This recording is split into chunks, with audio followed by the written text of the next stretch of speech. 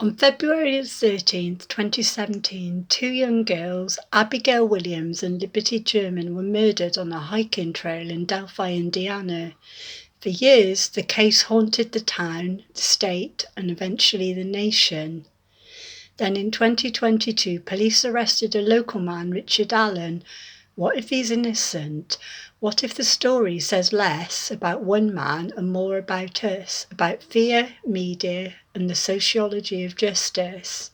When a horrific crime occurs in a small town, something profound happens.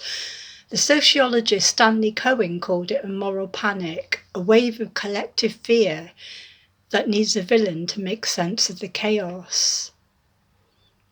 In Delphi, the murders shattered an illusion of safety. People locked their doors, parents stopped letting their kids roam, and rumours spread faster than facts.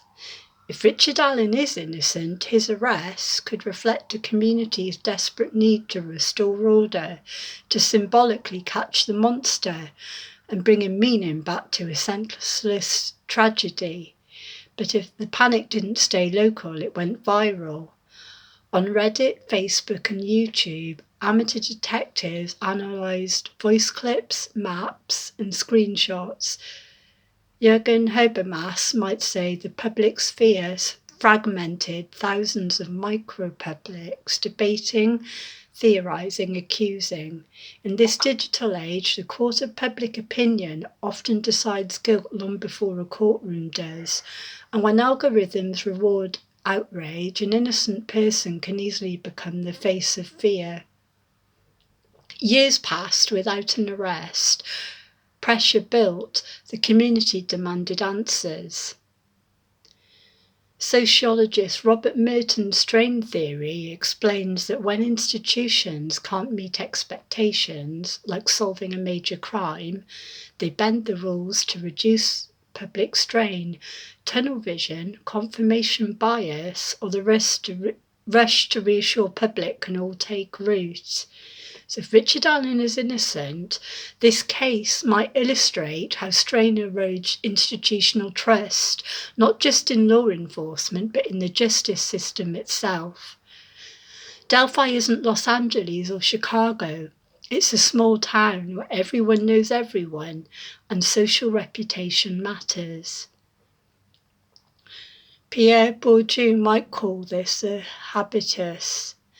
The invisible social rules that shape who's trusted, who's doubted, and who is believed. Richard Allen was a local pharmacy technician, working class, ordinary, easy to overlook. But if he's innocent, his vulnerability might not come from what he did, but from what he represents, an everyday man caught in a community's moral storm. Trials are about more than guilt or innocence. They're social rituals, where a community reaffirms its values after trauma.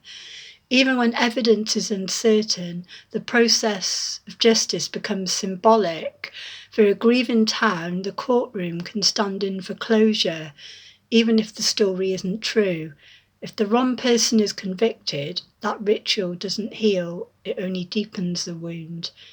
The Delphi murders aren't just a story about crime, they're a mirror reflecting how modern societies handle fear, truth, and information in a digital age. If Richard Allen is innocent, then this isn't just a case about a suspect, it's a case about us, about how communities respond when the unthinkable happens, and how the search for justice can sometimes blur into the search for peace. Real justice isn't found in headlines or hashtags. It's found in truth, however uncomfortable that truth might be. So as the Delphi story continues to unfold, maybe the question we should ask isn't who did it, but how did we get here?